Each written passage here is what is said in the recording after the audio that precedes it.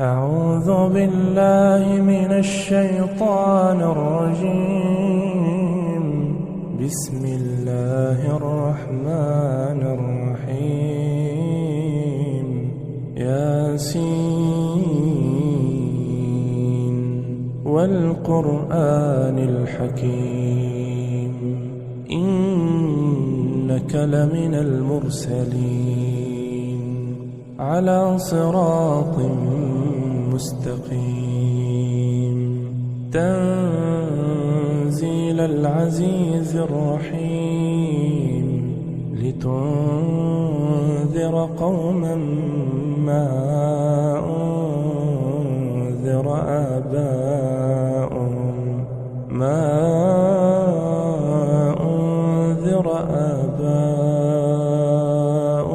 فهم غافلون. لقد حق القول على أكثرهم فهم لا يؤمنون. إنا جعلنا في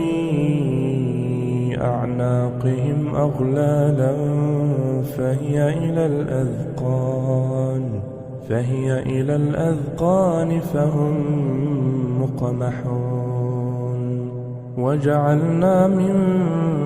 بين أيديهم سدا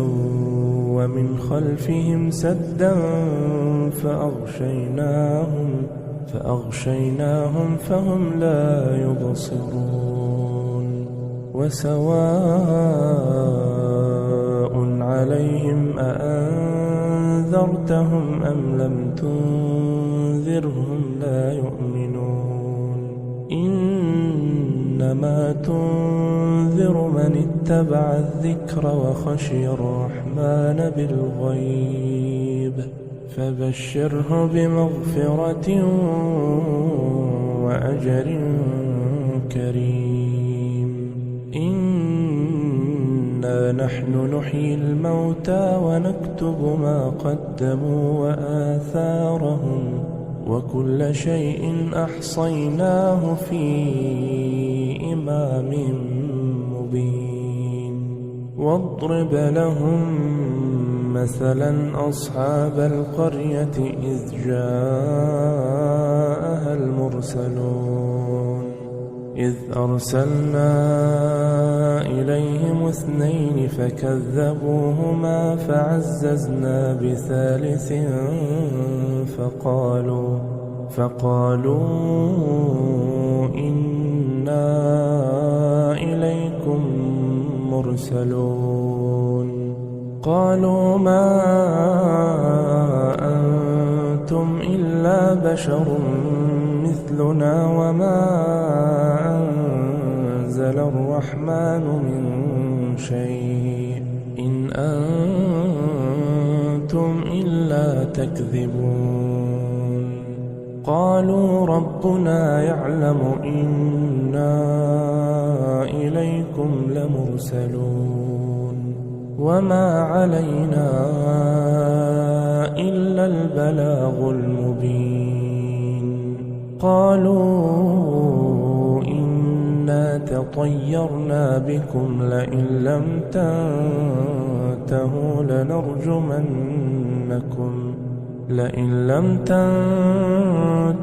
لنرجمنكم وليمسنكم منا عذاب أليم. قالوا طائركم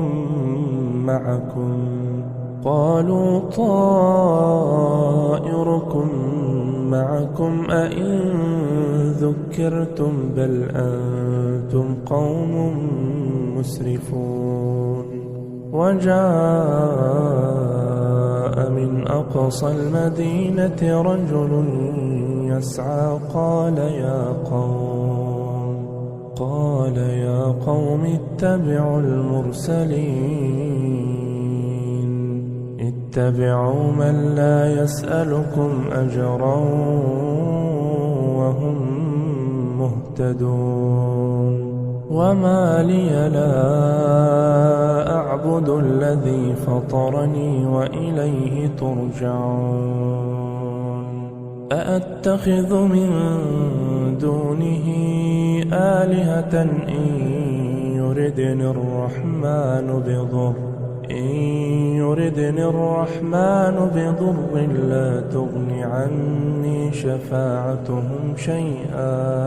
لا تغن عني شفاعتهم شيئا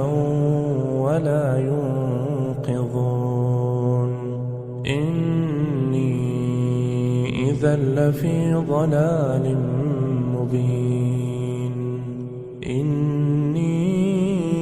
آمنت بربكم فاسمعون قيل ادخل الجنة قال يا ليت قومي يعلمون بما غفر لي ربي وجعلني من المكرمين وما أنزلنا على قومه من بعده من جند من السماء وما كنا منزلين إن كانت إلا صيحة واحدة فإذا هم خامدون يا حسرة على العباد ما يأتيهم من رسول إلا كانوا به يستهزئون ألم يروا كم أهلكنا قبلهم من القرون أنهم إليهم لا يرجعون وإن كل لما جميع لدينا محضرون وآية لهم الأرض الميتة أحييناها وأخرجنا منها حبا فمنه يأكلون وجعلنا فيها جنات من نخيل وأعناب وفجرنا فيها من العيون ليأكلوا من ثمره وما عملته أيديهم أفلا يشكرون سبحان الذي خلق الأزواج كلها مما تنبت الأرض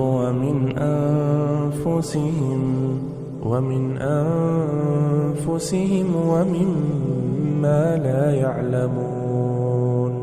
وآية لهم الليل نسلخ منه النهار فإذا هم مظلمون والشمس تجري لمستقر لها ذلك تقدير العزيز العليم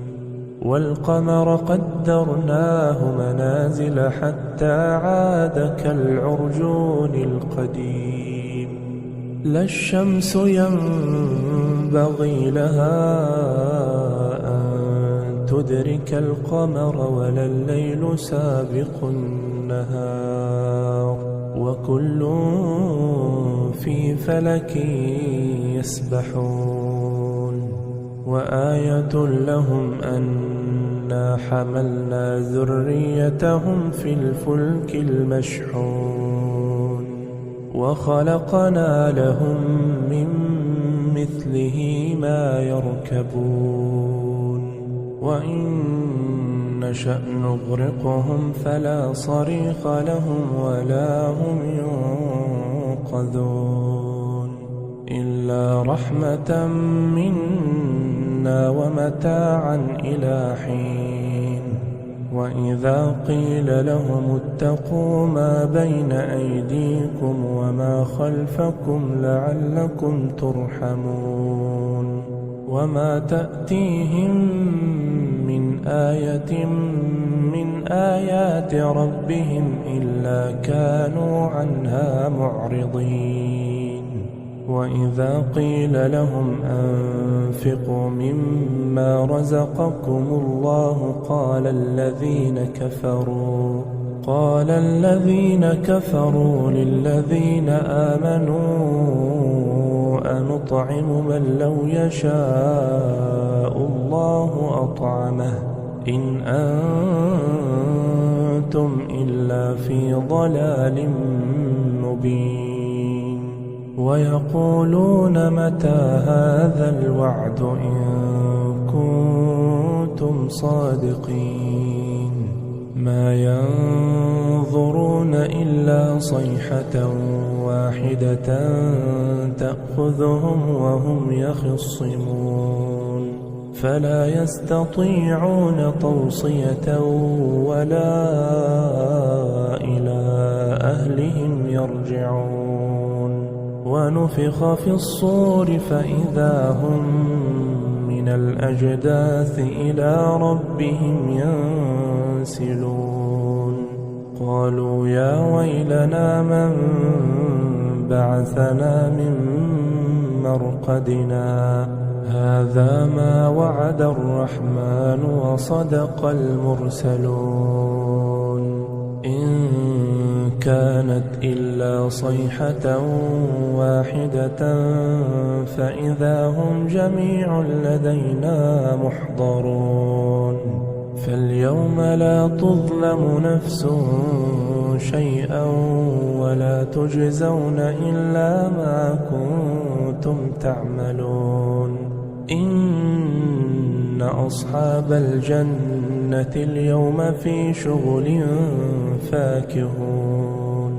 هم وأزواجهم في ظلال على الأرائك متكئون لهم فيها فاكهة ولهم ما يدعون سلام قولا من رب رحيم وامتازوا اليوم أيها المجرمون ألم أعهد إليكم يا بني آدم ألا تعبدوا الشيطان إنه لكم عدو مبين وأن اعبدوني هذا صراط مستقيم ولقد أضل منكم جبلا كثيرا أفلم تكونوا تعقلون هذه جهنم التي كنتم توعدون اصلوها اليوم بما كنتم تكفرون اليوم نختم على أفواههم وتكلمنا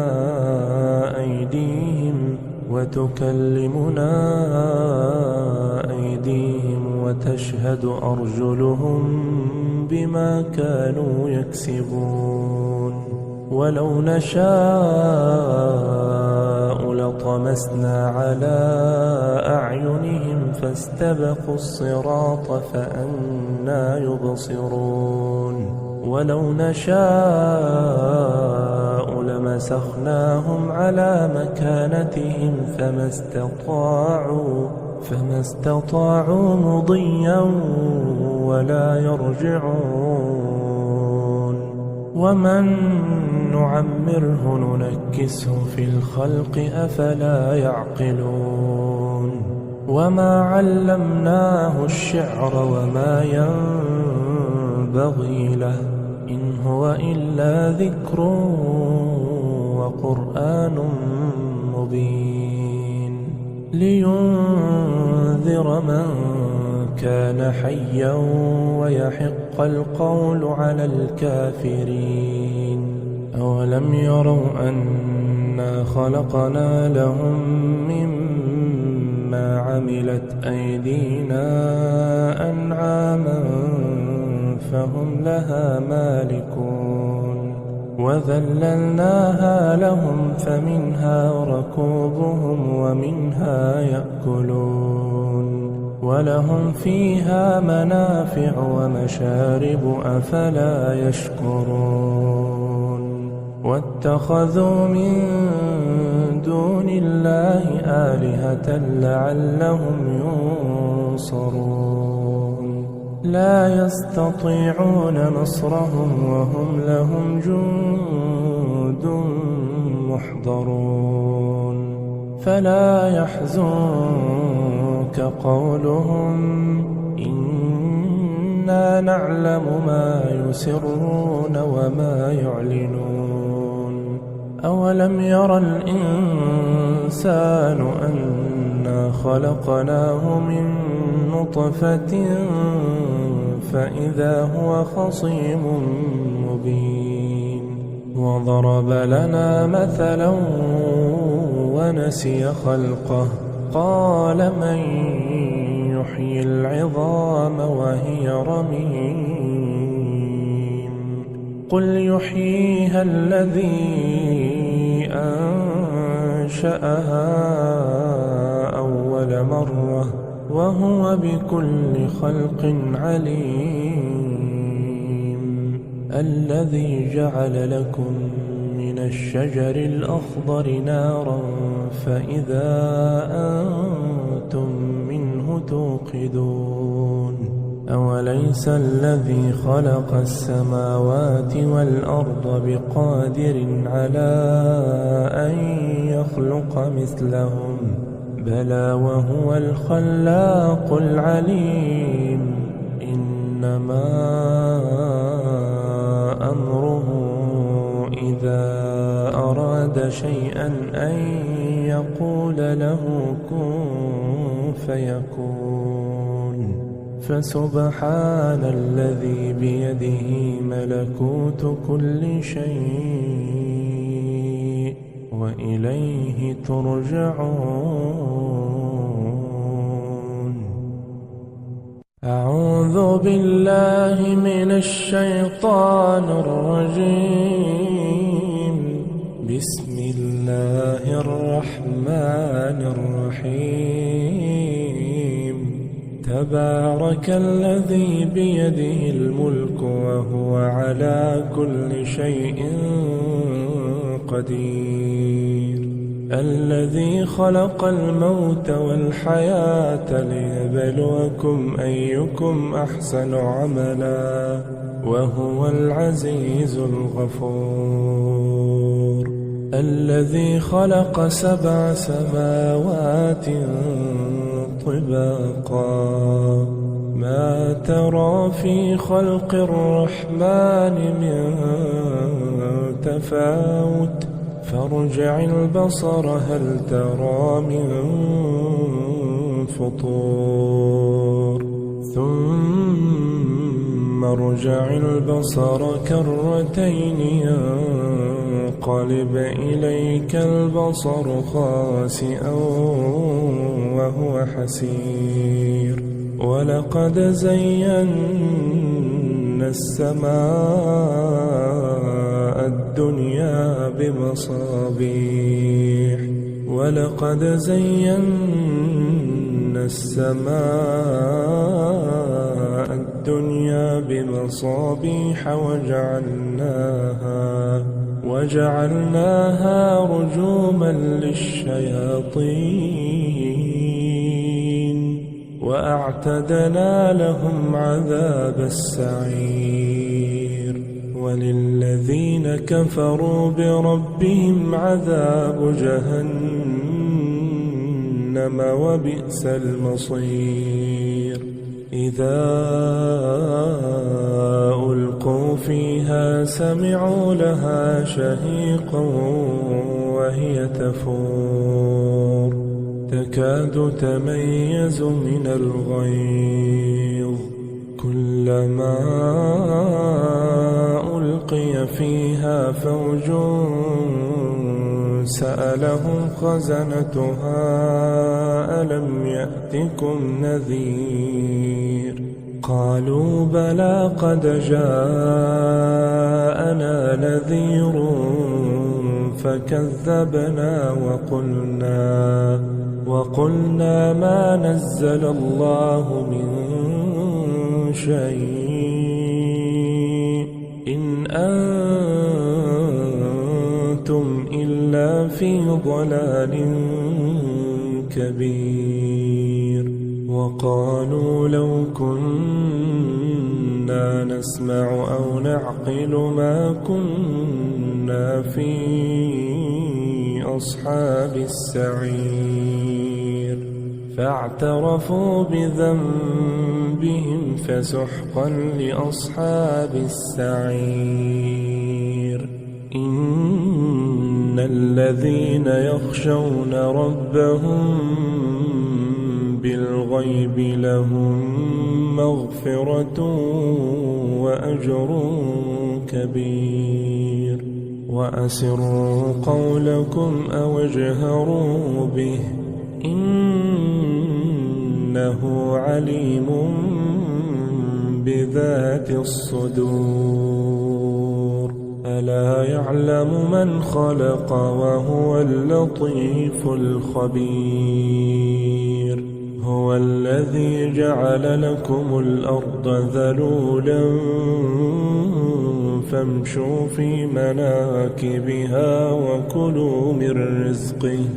فامشوا في مناكبها وكلوا من رزقه وإليه النشور أأمنتم من في السماء أن يخسف بكم الأرض فإذا هي تمور أم أمنتم من في السماء أن يرسل عليكم حاصبا فستعلمون كيف نذير ولقد كذب الذين من قبلهم فكيف كان نكير أولم يروا إلى الطير فوقهم صافات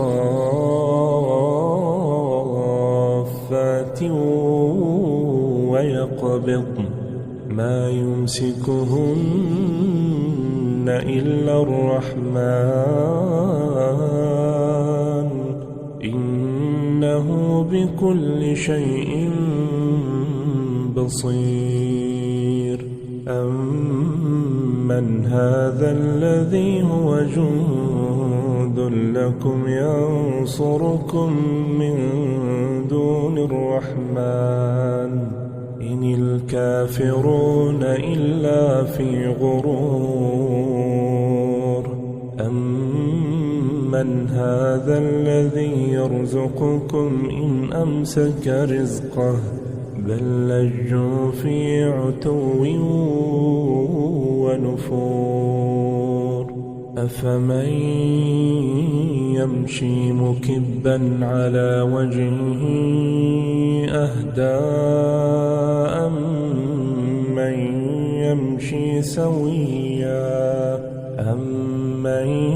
يمشي سويا على صراط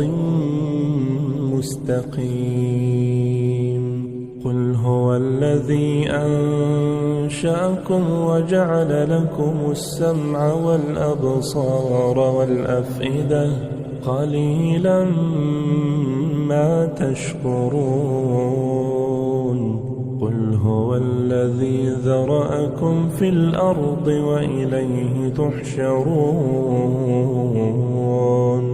ويقولون متى هذا الوعد إن كنتم صادقين قل إنما العلم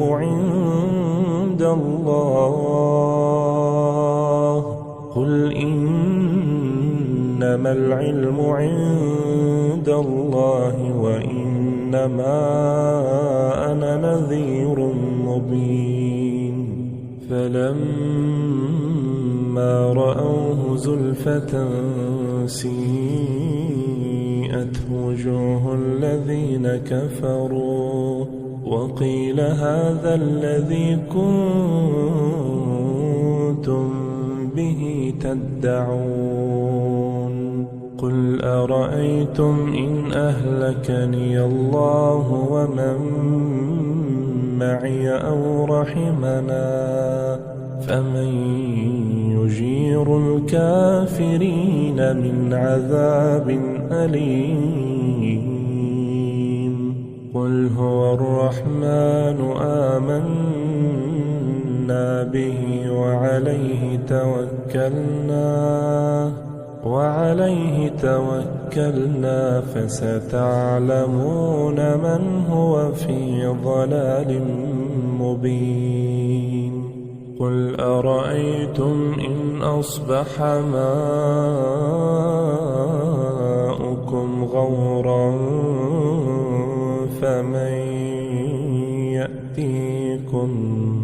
فمن يأتيكم بماء معين أعوذ بالله من الشيطان الرجيم بسم الله الرحمن الرحيم الرحمن علم القرآن خلق الإنسان علمه البيان الشمس والقمر بحسبان والنجم والشجر يسجدان والسماء رفعها ووضع الميزان ألا تطغوا في الميزان وأقيموا الوزن بالقسط ولا تخسروا الميزان والأرض وضعها للأنام فيها فاكهة والنخل ذات الأكمام والحب ذو العصف والريحان فبأي آلاء ربكما تكذبان خلق الإنسان من صلصال كالفخار وخلق الجان من مارج من نار فبأي آلاء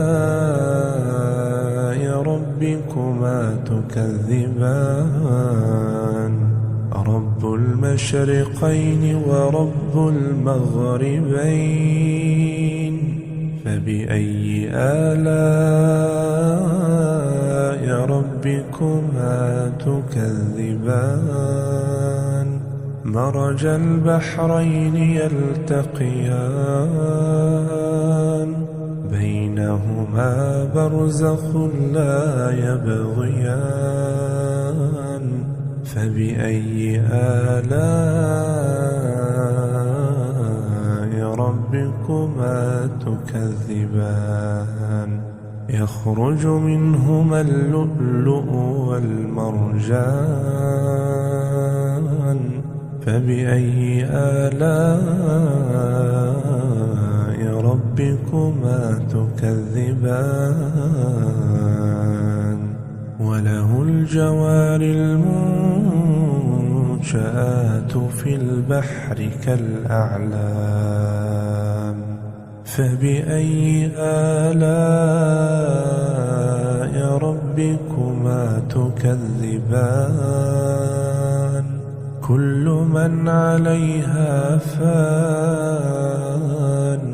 كل من عليها فان ويبقى وجه ربك ذو الجلال والإكرام فبأي آلاء ربكما تكذبان يسأله من في السماوات والأرض كل يوم هو في شأن فبأي آلاء ربكما تكذبان سنفرغ لكم أيها الثقلان فبأي آلاء ربكما تكذبان يا معشر الجن والإنس إن استطعتم أن تنفذوا من أقطار السماوات والأرض فانفذوا لا تنفذون إلا بسلطان فبأي آلاء ربكما تكذبان يرسل عليكما شواظ من نار ونحاس فلا تنتصران فبأي آلاء ربكما تكذبان فإذا انشقت السماء فكانت وردة كالدهان فبأي آلاء ربكما تكذبان فيومئذ لا يسأل عن ذنبه إنس ولا جان فبأي آلاء ربكما تكذبان يعرف المجرمون بسيماهم فيؤخذ بالنواصي والأقدام فبأي آلاء ربكما تكذبان هذه جهنم التي يكذب بها المجرمون يطوفون بينها وبين حميم آن فبأي آلاء ربكما تكذبان ولمن خاف مقام ربه جنتان فبأي آلاء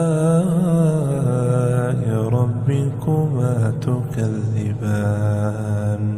ذواتا أفنان فبأي آلاء ربكما تكذبان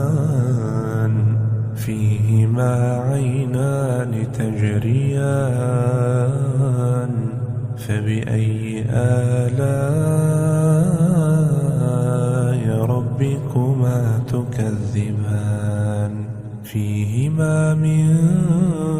كل فاكهة زوجان فبأي آلاء ربكما تكذبان متكئين على فرش بطائنها من استبرق وجنى الجنتين دان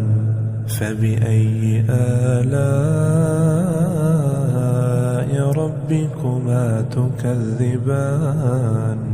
فيهن قاصرات الطرف لم يطمثهن إنس قبلهم ولا جان فبأي آلاء ربكما تكذبان كأنهن الياقوت والمرجان فبأي آلاء ربكما تكذبان هل جزاء الإحسان إلا الإحسان فبأي آلاء ربكما تكذبان ومن دونهما جنتان جنتان فبأي آلاء ربكما تكذبان مدهامتان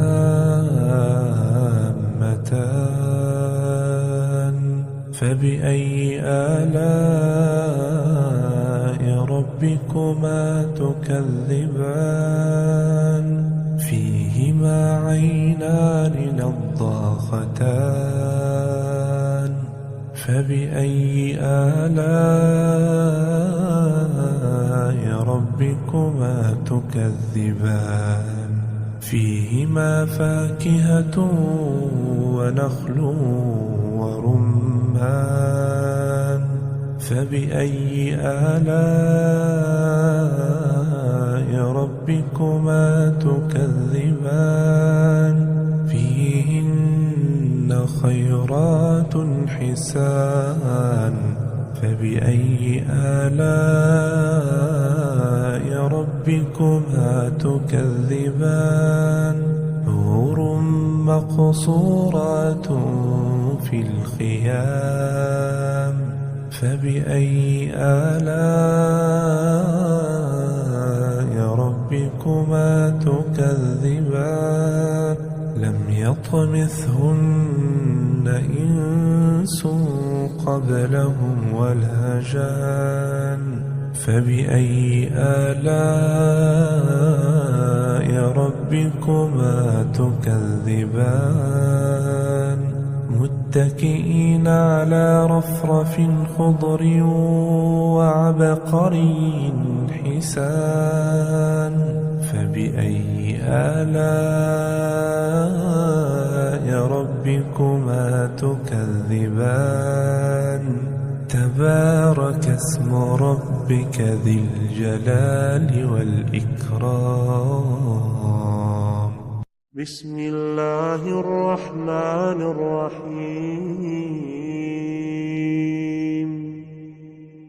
إذا وقعت الواقعة ليس لوقعتها كاذبة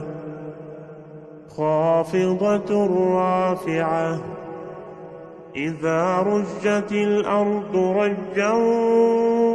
وبست الجبال بسا إذا رجت الأرض رجا وبست الجبال بسا فكانت هباء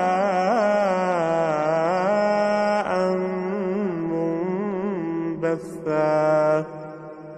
وكنتم أزواجا ثلاثة فأصحاب الميمنة ما أصحاب الميمنة وأصحاب المشأمة ما أصحاب المشأمة والسابقون السابقون أولئك المقربون في جنات النعيم ثلة من الأولين وقليل من الآخرين على سرر موضونة متكئين عليها متقابلين يطوف عليهم ولدان مخلدون بأكواب وأباريق وكأس من معين لا يصدعون عنها ولا ينزفون وفاكهة مما يتخيرون ولحم طير مما يشتهون وحور عين كأمثال اللؤلؤ المكنون جزاء بما كانوا يعملون لا يسمعون فيها لغوا ولا تأثيما إلا قيلا سلاما سلاما وأصحاب اليمين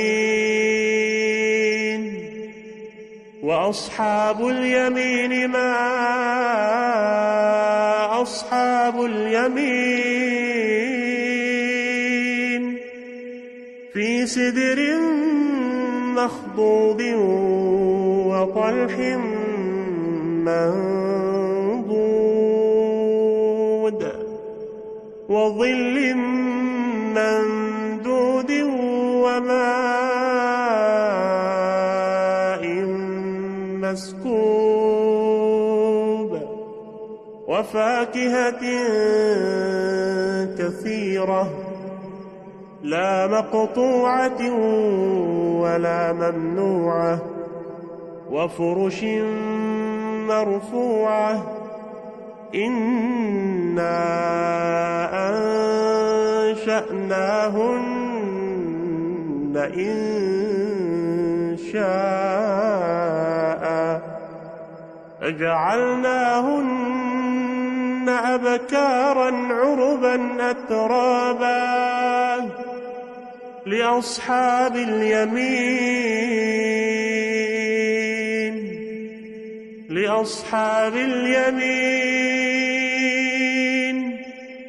ثلة من الأولين وثلة من الآخرين وأصحاب الشمال ما أصحاب الشمال في سموم وحميم وظل من يحموم لا بارد ولا كريم إنهم كانوا قبل ذلك مترفين وكانوا يصرون على الحنث العظيم وكانوا يقولون أئذا متنا وكنا ترابا وعظاما أئذا متنا وكنا ترابا وعظاما أئنا لمبعوثون أو آباؤنا الأولون قل إن الأولين والآخرين لمجموعون إلى ميقات يوم معلوم ثم إنكم أيها الضالون المكذبون لآكلون من شجر من زقوم فمالئون منها البطون فشاربون عليه من الحميم فشاربون شرب الهيم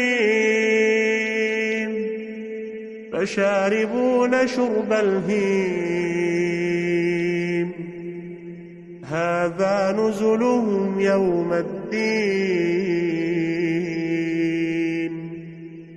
نحن خلقناكم فلولا تصدقون أفرأيتم ما تمنون تخلقونه أم نحن الخالقون نحن قدرنا بينكم الموت وما نحن بمسبوقين على أن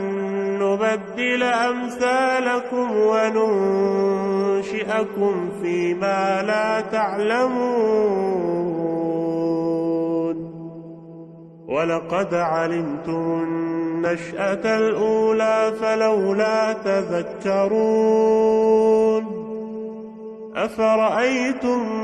ما تحرثون أأنتم تزرعونه أم نحن الزارعون لو نشاء لجعلناه حطاما فظلتم تفكهون إنا لمغرمون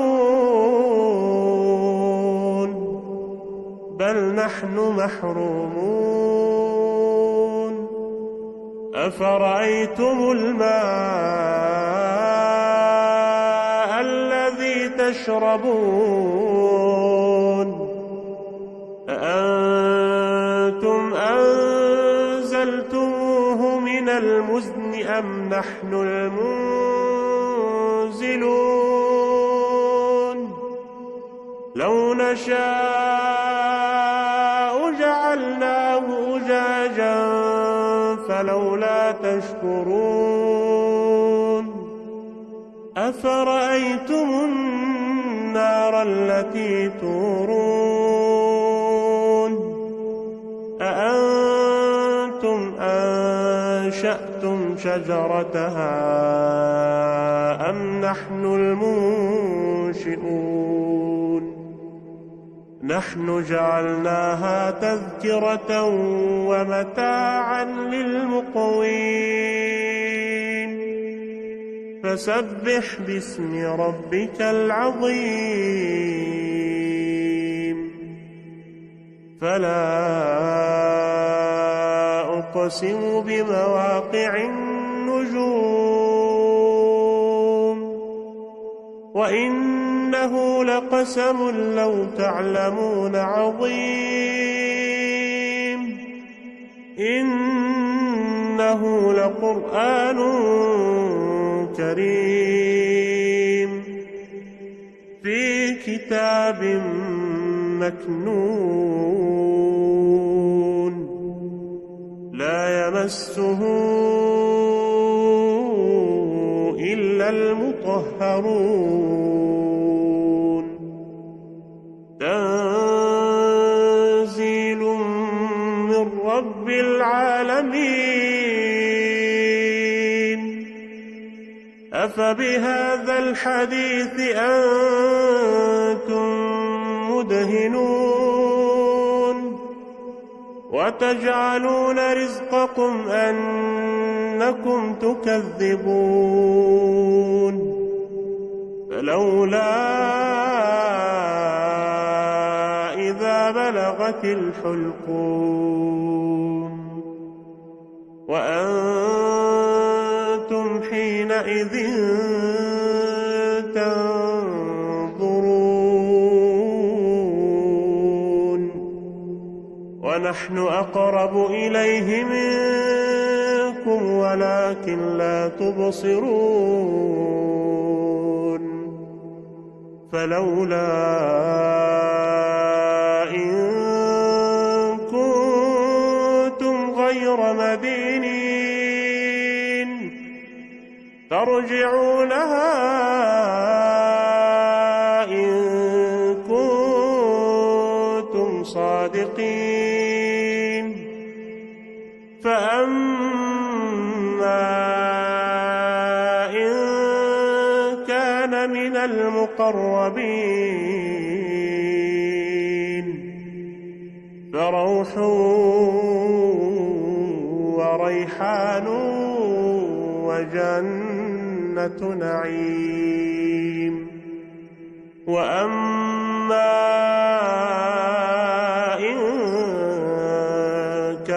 من أصحاب اليمين فسلام لك من أصحاب اليمين وأما إن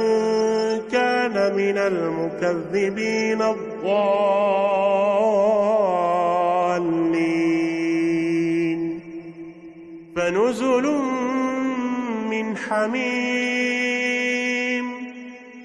فنزل من حميم وتصلية جحيم إن هذا لهو حق اليقين فسبح باسم ربك العظيم.